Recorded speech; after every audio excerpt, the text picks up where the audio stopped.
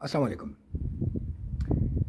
इससे पहले मैं सब कॉन्टिनेंट के जोग्राफ़ी पे बात कर चुका हूँ और वो वीडियोस आपने देखी होंगी।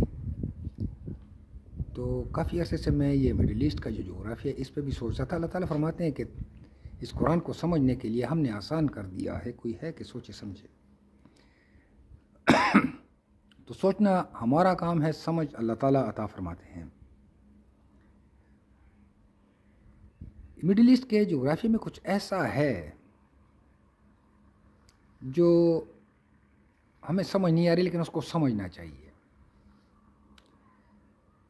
जैसे आने वाले हालात में यमन की आग का ज़िक्र है, जैसे गुज़रे हुए ज़माने में वो आग जिससे बुसरा के ऊँटों की गर्दनें रोशन हो जाएंगी, या फिर झील गलेली में धमाका होगा जो पर फैला देगा और फसाद जाग जाएगा, या कौमियात पे जो अज़ाब आया था 180 घंटे उन पे ऐसी हवा चली, ऐसी खुश्क हवा चली कि उसने हर चीज़ तब्दील करके रख दी। हर चीज़ को का पानी निचोड़ लिया उसने, चाहे वो कहीं तहखानों में छुपे हुए हों, गारों में छुपे हुए हों। तो इसी तरह की तब्दीलियाँ इस इलाके में आ चुकी हैं। आज हम बात करेंगे कौम समूद पे। पेट्रा जिसे कहा जाता है कि ये नब्तियों ने बनाया था, जबकि हकीकत ये है कि जितने ऊंचे और बड़े बड़े कमरे इन्होंने बनाए हैं तो वो तो 20-25 फुट के आदमी हों तो उनके लिए हैं, नब्ती 6-7 फुट के आदमियों के लिए तो ये कमरे नहीं हैं। दूसरी बड़ी बात यह है कि अगर पेट्रा में देखें तो उसमें पानी का बड़ा ही चैनलाइज सिस्टम उन्होंने बनाया हुआ है और वो पानी सारे शहर में हर जगह पहुंचता था, फिर ज़मीनों की इरिगेशन उससे होती थी। तो नब्तियों के वक्त में तो यहाँ ऐसी कोई चीज़ नहीं थी, ऐसी कोई नदी नहीं थी 2000 साल पहले जिसको वो चैनलाइज करें और यहाँ से हर जगह पानी पहुँचाएँ। तो आखिर ये नदी किसके वक्त में थी? अगर हम देखें तो झील गलेली, बहरे तिब्रिया, जिसमें गोलान की पहाड़ियों का पानी आता है और कुछ पानी लबनान की पहाड़ियों का आता है, और इससे फ़लस्तीन, इसराइल और उर्दन की पानी की ज़रूरियात पूरी होती हैं। इन गोलान की पहाड़ियों के साथ शाम से एक और नदी आती है जिसे यरमूक नदी कहते हैं या दरियाई यरमूक कहते हैं। इस्लाम की मशहूर जंगों में जंग यरमूक का जिक्र भी है, तो इसलिए इस नदी को सब जानते होंगे या इस दरिया को सब जानते होंगे। तो ये गोलान की पहाड़ियों के पीछे से होती हुई साइड से आती है और दरिया उर्दन में शामिल हो जाती है। अब अगर 4000 साल पहले हम देखें, 4000 साल पहले यहाँ पे सालेह अलैहिस्सलाम की कौम आबाद थी इस दरिया उर्दन के किनारे, और ये दरिया यहाँ पे ये डेड सी जो है ये यहाँ पे नहीं था। तो ये पानी जाता था खलीज अकबा में, जहाँ पे मशहूर एलात की बंदरगाह है। तो ये खलीज अकबा में गिरता था। रेड सी से आप देखें तो दो खलीजें निकलती हैं, एक स्विज़ और एक अकबा। तो जब कौम समूद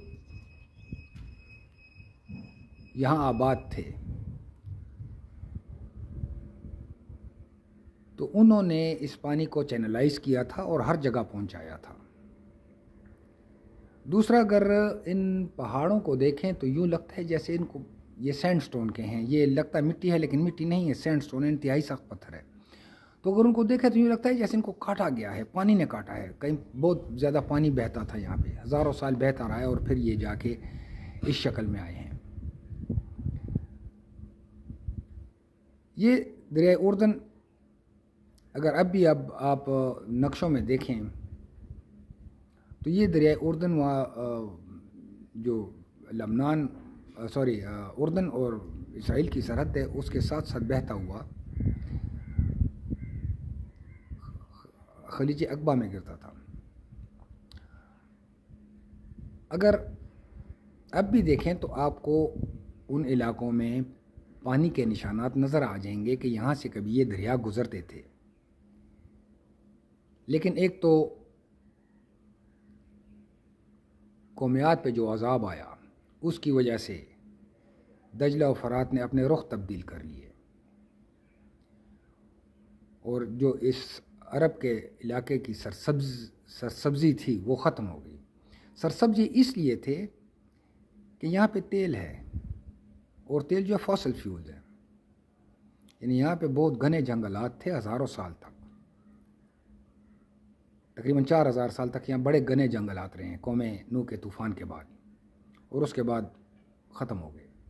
कौमियात पे जब तूफ़ान आया दरियाओं ने रुख तब्दील कर लिए, उस हवा ने जंगल भी जला दिए माफ़ी चाहता हूँ।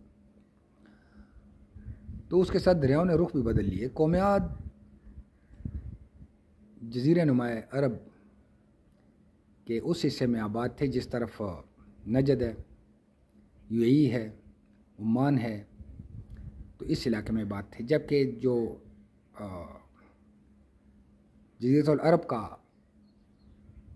रेड सी वाला हिस्सा है उसमें कौम समूद आबाद थे। और अल्लाह ताला फरमाते हैं हमने तुम्हें यहाँ बसाया, क्योंकि इतनी ताकतवर कौम के करीब इनको कैसे बसाया? क्या इनको कोई ऐसी ताकत दे दी गई थी कि ये कौमियात इनको यहाँ से उखाड़ नहीं सकी, या ये कोई ऐसी खिदमत अंजाम दे रहे थे कौमियात की जिनकी वजह से ये नागुज़ीर हो गए थे और कौमियात ने इनको यहाँ रहने दिया? दोनों में से कुछ भी हो सकता है। तो ये यहाँ पे अब बात है, जब कौमियात पे अज़ाब आया तो फिर इनका दौर शुरू हुआ। कुरान पाक में जिन 6 ताकतवर तरीन कौमों का जिक्र है उसमें कौम समूद भी है।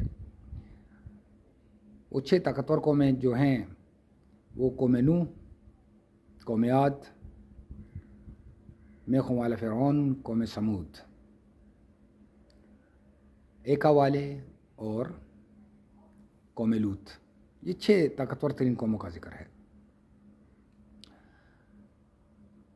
तो जब इनका अरूज शुरू हुआ इनके पास भी टेक्नोलॉजी थी, क्योंकि टेक्नोलॉजी के बगैर ना आद इतनी बड़ी बड़ी बिल्डिंगें बना सकता था, ना आद वाले जन्नत बना सकते थे। इसी तरह कौम समूद भी जब इनको अरूज हासिल हुआ तो इन्होंने पेट्रा बनाया। ये पेट्रा के जो आबादियाँ हैं ये बड़ी सख्त सैंडस्टोन किस्म की हैं और यहाँ पे टूल्स के निशानात मिले हैं। वो टूल नहीं है छेनी और हथौड़े के नहीं, ग्राइंडर और इस किस्म के टूल जो हैं उनके निशानात मिले हैं। और बड़े ही ज्योमेट्रिकली ये बड़े ही अच्छे तरीके से बने हैं ये मकान, ये जो जितनी भी आबादियाँ हैं, और पिछले 9000 साल से कायम हैं, पिछले 7000 साल से ये कायम हैं। तो कौम समूद के वक्त में यहाँ पे दरिया उर्दन और बहता था और यहाँ से होता हुआ खलीज अक़बा में गिरता था। चूँकि मिडिल ईस्ट में सऊदी अरब में पानी का कोई दरिया नहीं था, तो फिर कौम समूद यहाँ पे शिफ्ट हो गई और इन्होंने इसको अपना मरकज़ बनाया, पाए तख्त बनाया। और समूद को भी अगर आप देखें तो एक चिंगार थी, इस चिंगार ने उसको मार दिया। किस चीज़ की चिंगार थी? कोई ज़मीनी कोई प्लेट टूटी थी जिसने एक खौफनाक धमाका किया जिसने उन सबको मार दिया, या कोई आतिशफशानी अमल हुआ था, जैसे 1884 में कराकोटोवा में जब इंडोनेशिया का जब वॉल्केनो फटा था तो उसकी इतनी धमक थी कि उससे वो वॉल्केनो की आधी चिमनी गिर गई थी। जो वॉल्केनो की ऐसी चिमनी होती है उसकी आधी चिमनी गिर गई थी और 100 किलोमीटर दूर तक शीशे टूट गए थे और सैकड़ों देहात जो इस इलाके में थे वो सफ़ा हस्ती से मिट गए थे। सिर्फ एक धमाके की आवाज़ से। तो कौम समूद पे भी जो चिंगाड़ आई थी वो भी कोई ऐसी ही चीज़ होगी जिसने उनको तबाह व बर्बाद कर दिया। तो नब्ती जो थे वो यहाँ आके सिर्फ आबाद हुए थे, उन्होंने ये इमारतें नहीं बनाई। ये इमारतें 20-25 फुट ऊंचे लोगों ने बनाई थी और अपने हिसाब से बनाई थी। इतने ऊंचे ऊंचे दरवाजे और ऊंचे ऊंचे ऊंचे कमरे, और फिर उनमें जो चबूतरे हैं वो भी इतने ऊंचे ऊंचे हैं। तो उम्मीद है मैं अपनी बात आप तक पहुंचा चुका। अस्सलाम वालेकुम।